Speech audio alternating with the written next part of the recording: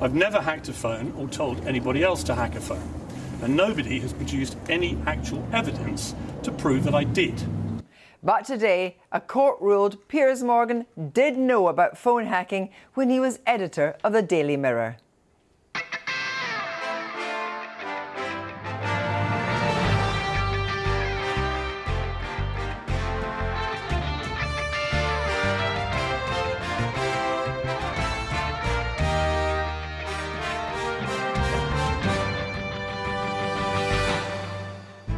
Prince Harry won the day. The verdict: he was hacked by the Mirror Group. But Morgan, named 68 times by the judge, came out swinging. So what will be the impact of today's judgment on both victims of hacking and the press? We'll be joined by Jackie Hames from the Hacked Off Group, Graham Johnson, Sunday Mirror journalist who previously pled guilty to hacking, and Paul Connew, former editor of the Sunday Mirror. Also tonight, more revelations about the plight of former Afghan special forces now in danger from the Taliban. British Army officers tried to vouch for them, but they were never contacted by the MOD. And I'm gonna grind these bones to make my bread. Tell him that I'm gonna run up off the beanstalk. It's kind of laughing, but not like nice laughing. spoiler alert, Logan Roy is no more, but the star of Succession, Brian Cox, is here to talk about the TV moment of the year and his views on wealth, entitlement and the freedom of the press. Good evening. Today was a milestone in the phone hacking scandal. The High Court ruling was a vindication for Prince Harry in his quest to establish that stories about him were obtained by hacking by Mirror Group newspapers. And in a significant part of the judgment, Mr Justice Fancourt said that he had found evidence about Piers Morgan's involvement to be credible, and that was not counted by the Mirror Group. Immediately, Morgan, the talk show host and former Mirror editor, went on the attack, issuing a denial and saying that Prince Harry's outrage at media intrusion into the private lives of the royal family is only matched by his own ruthless, greedy and hypocritical enthusiasm for doing it for himself. Here's Joe Pike. Thank you, Kirsty. 12 years ago, it was a scandal, arguably of international significance, drawing politics, policing, celebrity, royalty and the media into its midst. The Met Commissioner resigned, as did the PM's Director of Communications. I take full responsibility for employing Andy Coulson. I did so on the basis of undertakings I was given by him about phone hacking. Mr Coulson was jailed, a 168-year-old newspaper was closed, and a billionaire media magnate made a rare appearance before MPs. He was attacked with a foam pie and made this intervention. This is the most humble day of my life. Now, Lord Levison's public inquiry followed, but whilst Rupert Murdoch's News International bore the brunt of that scandal, costing them over £1.2 billion, another big newspaper group, Trinity Mirror, now Reach plc, avoided a similar level of scrutiny until today. Mr Justice Fancourt, who you can see here, ruled that in 1995 there was some unlawful activity at the company. By 96, phone hacking had started, and from 98 it was widespread and habitual. He also said that between 2006 and 2011, it remained an important tool, including during the time of the Levison inquiry into phone hacking. Today, Mirror Group apologised for its historical wrongdoing. And Mr Justice Fancourt also said that 15 of 33 sample articles highlighted by Prince Harry were the product of phone hacking or other unlawful information gathering. He awarded the Duke of Sussex £140,600. But for Prince Harry, all this is seemingly not about the money and more about the truth. The fact that he was prepared to say, look, the money's not the important thing. I want to show you that it happened. I'm not taking a kind of compromise. I want to prove that I was hacked, that it had an effect on me, and I want people to be held to account for it. And I think, you know, it's a tribute to him. I thought he may be very foolish suing newspapers and said so at the time, but it's come good. He has been vindicated quite rightly. And I think the judge, it's an astonishing judgment. Now, Piers Morgan, the journalist, diarist, controversialist and erstwhile TV judge, was editor of The Mirror from 1995 to 2004. He's always denied knowledge of phone hacking, but today the judge accepted a claim that he knew about it. Newsnight's Jeremy Paxman told the Leveson inquiry of a lunch he had with Mr Morgan when he was editing The Mirror.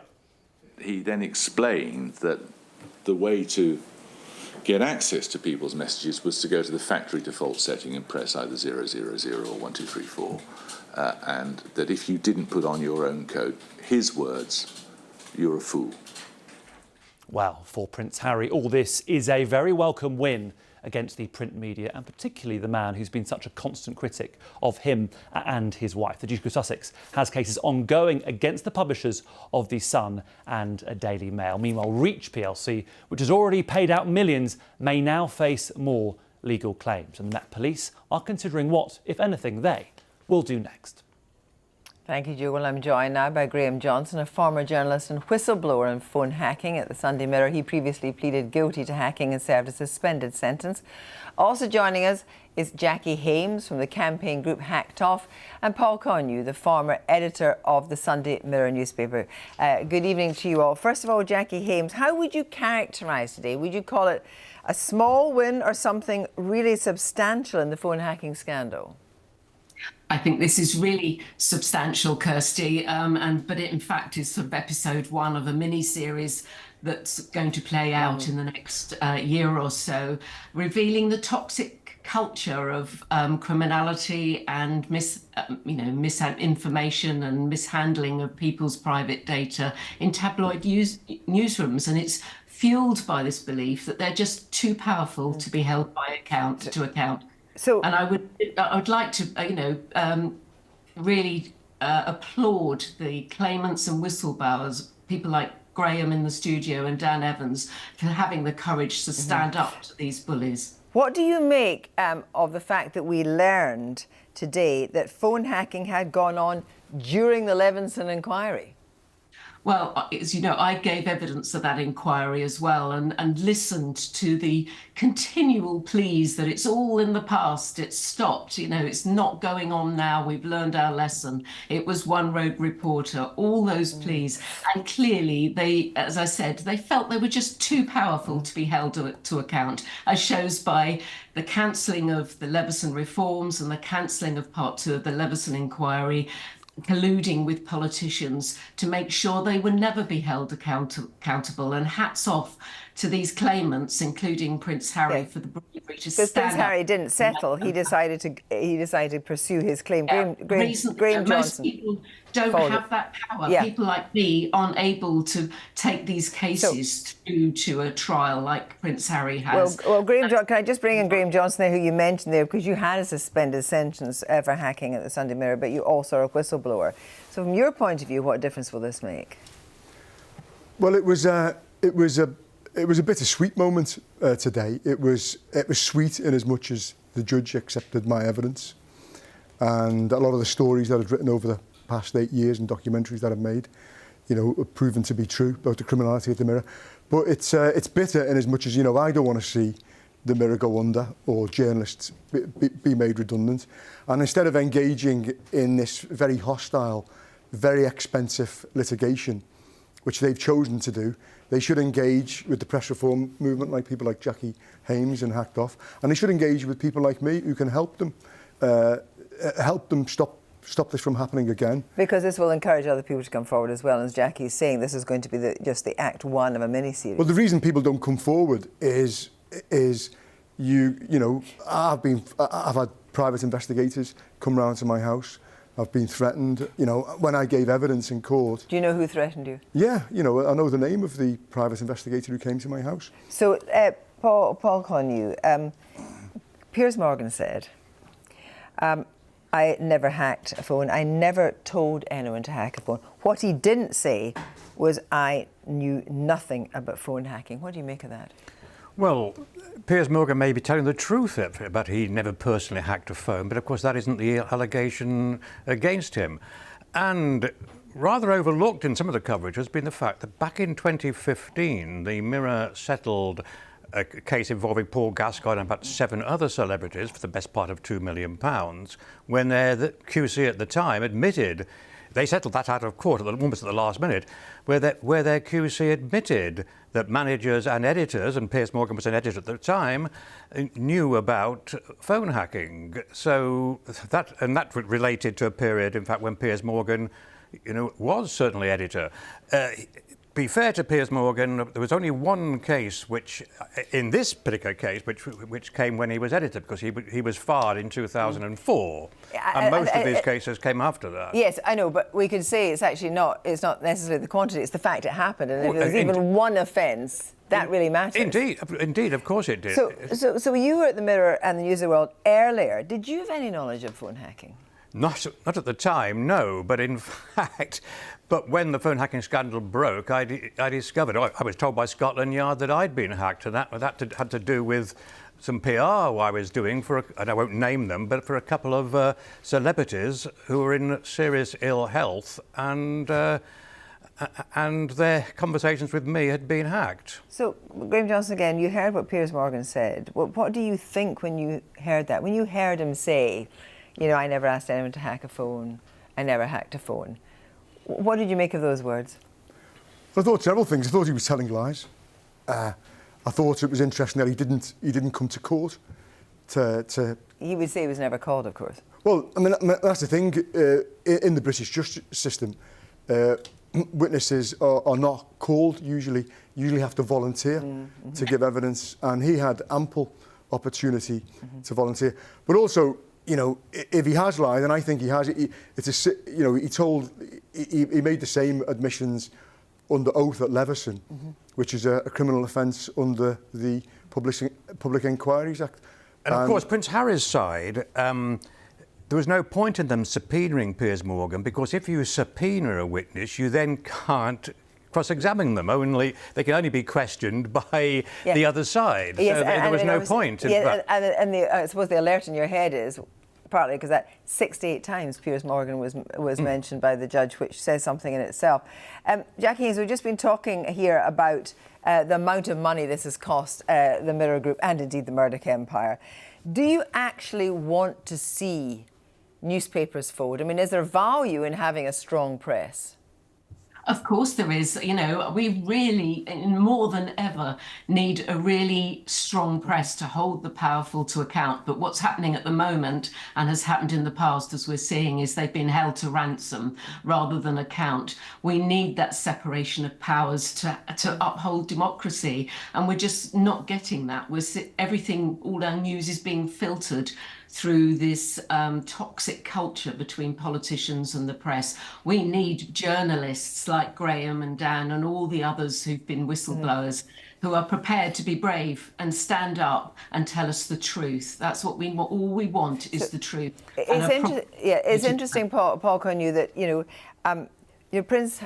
public may have a lot to thank Prince Harry for, one, and two, might that cause a paradigm shift in the relations with the royal family between themselves? I've asked, being interviewed elsewhere today, I did actually pose that point. Will this actually build a bridge back to his father and his brother, or will it drive the current chasm still wider?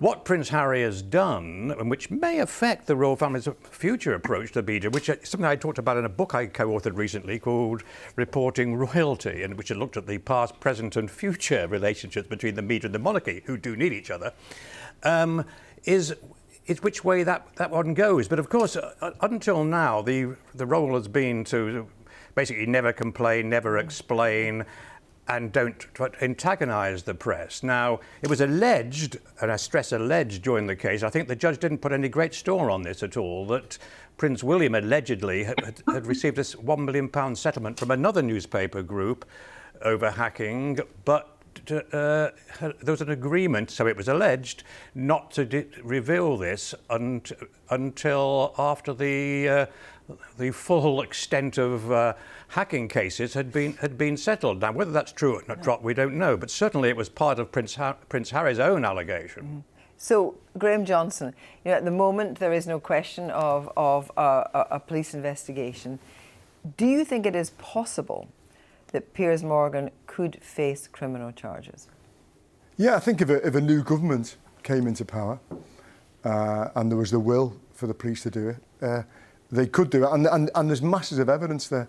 I mean, hundreds of thousands of invoices have been disclosed in this litigation. There are new witnesses which have come forward since the phone hacking trials in 2015.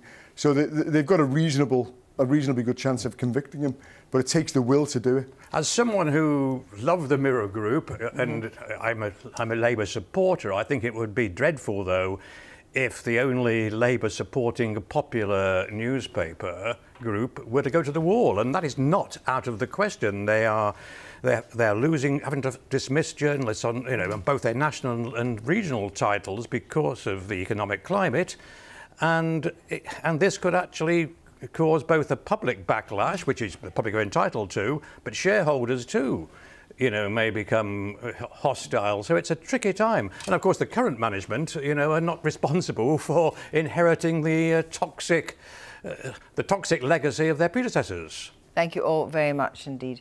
And of course, we did bid for Piers Morgan. He declined to come on. He also denies any wrongdoing, and we also bid for the Mirror. At the beginning of the week, an exclusive investigation by Newsnight discovered around 200 members of the Afghan Special Forces, trained and funded by the UK, face imminent deportation back to Taliban-controlled Afghanistan. The soldiers fled to Pakistan, which now says it will expel Afghan refugees. One former UK general has called it a betrayal and a disgrace. Now we have discovered that members of the British Army who tried to vouch for Afghan Special Forces were never contacted by the Ministry of Defence. Many of the Afghans, known as triples after the unit's numbers, were subsequently denied help designed to settle those in danger in the UK.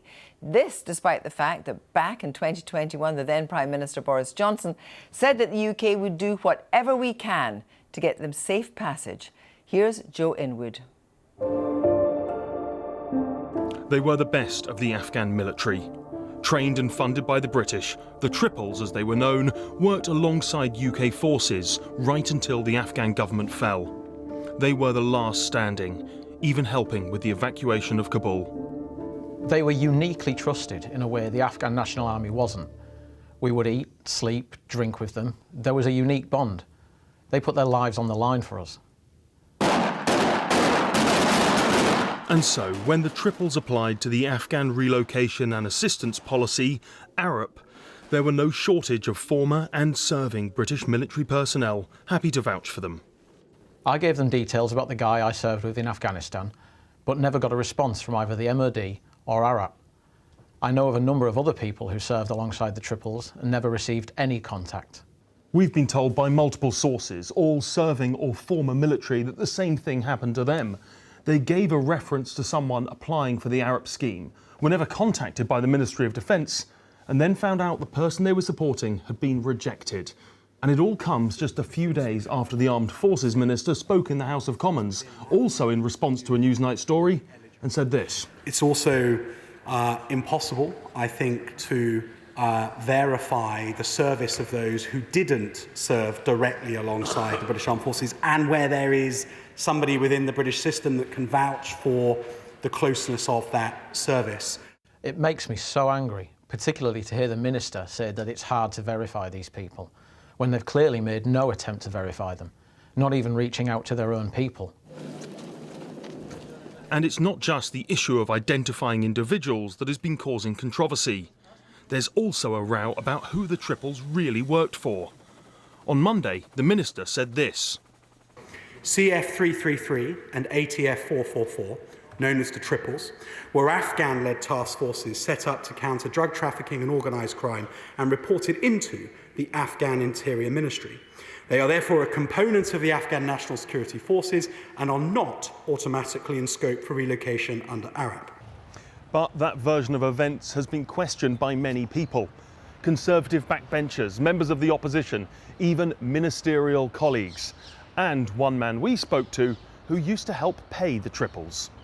The money would be apportioned and delivered in person by a British officer and then signed for by the Afghan personnel, who would then take it away and we would keep the invoice, which would then be sent back so that it was above board and the money was all accounted for. The monthly pay would be up to $1,000. We've been told it came directly from London, and that there will be records. It would be fairly easily derived information to the effect that the money changed hands and the audit for the money exists somewhere. If they needed to find out, they could find out. In a statement, the Ministry of Defence said that each Arab application is assessed individually and in accordance with published policy. We do not automatically make a decision on eligibility based on a job role. Campaigners have been fighting for the triples ever since the fall of Kabul. While their primary concern is for those left behind, it has taken a toll on them as well. We talk a lot about veterans and their mental health. To think that you've left these people behind, you hear what they're going through. They were looking after you on the ground, and you can't help them. Over the last few days, there does seem to be a change in the mood about the treatment of the triples. Whether that will result in action is a very different question. Joe there. Now, the role of Logan Roy, the foul-mouthed billionaire media mogul at the heart of the Emmy-winning television series Succession, which reached its climax this year, won Brian Cox awards and plaudits galore. He seemed to instinctively understand what drove Roy, and in the role he exuded a visceral mix of fury and anguish. Cox recently said that he had sympathy for Roy, a self-made man to an extent with an entitled, obnoxious children.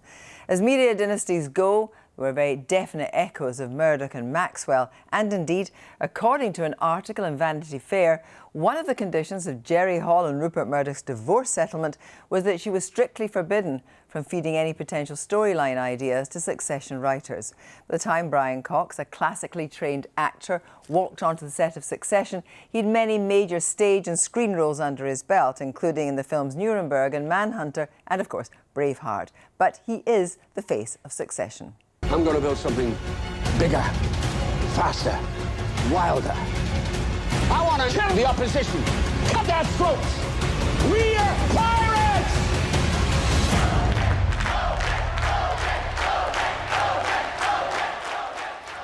Brian Cox, lovely to have you here. What does it feel like to reach the zenith of your career? And you're only in your mid-70s. Only. Well, it's only in a bit. And in only. a way, the acting profession is a lifelong profession. Look at Ian McKellen, Glenda Jackson. Oh, yeah. It is. I mean, and the parts get better. I said about Daniel Day-Lewis retiring at the age of 55. I said, don't be stupid. Why is he retiring then? The parts are just getting better for us. And Logan was one of those roles. It was. It is, I have to admit it now, a career-defining role. Yeah. I've kind of resisted that because, I've done so much and I keep moving on to other stuff, and I'm going to be doing a lot of stuff in the theatre next year. And this was before the strike. I mean, I'd already planned to go back to the theatre, which is challenging in itself, especially for the old brain of... Yeah, and I'll talk to you about that in a minute. But listen, you said that you had some sympathy for Logan Roy. Yes. And it was also very important for you to show his vulnerability in a way as well. Well, I just think that Logan was an exceedingly lonely man, and he had made certain decisions in his life which he partly regretted, but he didn't live by. I mean, he just got over that. He wasn't a dweller on things. And all he wanted was his own children to succeed him in succession. And none of them proved worthy. Because the line was, I love you, but you're not serious. That's right, people. and that was to me the most important line that I'd said in the whole show. That they aren't serious people. And that's the satire, the satirical element of the show, which is about that whole class, that wealth class, and where they are distancing themselves. And they have that sense of entitlement as well. I mean, you get that with the way Elon Musk behaves. I mean, he behaves like an idiot. I mean, the way he was telling the advertising people to go and you-know-what to themselves. And I just thought, this is crazy. We've got into a crazy state where these people, only because of their money, have entitled themselves to some kind of... some kind of hold on ideas, and I find it really rather objectionable. You were talking about stage. You're about to go on stage with Eugene O'Neill's Long Day's Journey into Night. Is it more thrilling and also more terrifying? Terrifying. It's scary. It's really scary because you just don't know if the brain's going to work to the same extent. You've got to get the brain working, and I'm not as young as I was. So I was always very quick on things, but I've got to a stage now where I walk into a room and I think, why did I come in here? So that's not very promising for learning lines. But yet, and you came from poverty, but your mother would have been very pleased to see that you're still actually in a kind of middle career. Yeah, she would have been particularly pleased by my funeral in my high Catholic funeral in succession. My mother would have loved that. But you've brought a new audience for yourself to Succession, as you said. This has been a kind of almost career-changing. But you've played some incredible roles. I mean, Manhunter was an extraordinary film, and you played Hannibal Lecter way before Anthony Hopkins. Do you think now that there's a lot of younger people actually, not just through Succession, but actually learning about you and your and that whole 200 roles? Yeah, I mean, I was flipping through the IMDb today. I was checking on a film that I was watching with. That you'd been in? No. It was a film I wasn't. It was a film I wasn't in. But there was a retrospective of me on IMDb, which I was completely shocked, doing performances over the last 50 years, and I just kind of got, God, that's a wee bit scary when you know, like that. But having played a media mogul with all the ruthlessness and the immorality, does the phone hacking scandal surprise you at all? No, it's part of the course. You know, they'll all do that. They'll all go to that extent in order to get what they want to get. And I mean, we don't behave very morally anymore. We behave with great immorality about what we do, and it's part of where we are. We're kind of lost in that way, and I find it really rather sad and quite tragic, actually, that we've got to that point. So it doesn't surprise me that the hacking, and it doesn't surprise me that one person is going to say one thing and another person is going to say, that nobody comes to an agreement about this kind of thing. And it's got well out of hand. And I wonder, because you live sometimes here, but your main home is in America. Yeah, I come back here as much as I can. What you feel about the state of America at the moment? It's not good. It really isn't good. I mean, I think Biden is a very good man. I really do think he's a good man. I think he's got a very good heart, and he's not an idiot. He's a very intelligent man, but he is a man of a certain age. And I'm a little younger than him, but I know what that's like. And now he's now 80, so when he finishes, he'll be 84. So I think it's a little problematic because your health, you're at your most fragile time because one is aging and one is facing the inevitable. So I do worry about that. And I do worry about Trump still. You know, I mean, he seems to have 9 lives, and he's a truly horrible individual who doesn't deserve any credibility whatsoever, but he gets it all the time. And they love to put him on the news all the time. I think they overexpose him, quite frankly. You know, I wish they did less. If they wanted to do a better job, and that's the other problem about America, is this is why I love coming back here. Because when I come back here, it's about news. It's not about opinion. A lot of news in America is all about opinion. It's the CNN opinion, it's the Fox opinion. So you're just saying, can you just tell me the news, please, rather than give me your opinion? You know, I don't need your opinion, I just need to know the facts. Well, I need to know the facts about something, if you could settle this, just going back to Succession. On the note, was Kendall's name underscored or was it crossed out? The note? About whether or not who is to succeed. I think it was, I don't think it was crossed out. He may have meant to cross it out, but he accidentally underscored it. So here we are, you've got the Golden Globes nomination, and actually 3 of the actors in Succession. You've got Jeremy Strong, Kieran Culkin and yourself. I mean, the family's just going to have to fight it out again. I mean, who actually deserves it most? I think, for my money, I'd give it to Kieran. You give it to Kieran? Yeah, I would give it to Kieran because of his performance in the last episode. I think he was incredible in the last episode of you know, the funeral, not the last episode, the funeral episode, when he had the breakdown. I thought and I, you know, watched Kieran over the years become a really wonderful actor. So I would put my money on Kieran. Thank you very much indeed, Brian Cox. Well, this is the last Newsnight of 2023. So, Brian, would you sign us off, please, in the manner of Logan Roy? I will attempt to do my best. Okay? That's all for tonight from Newsnight.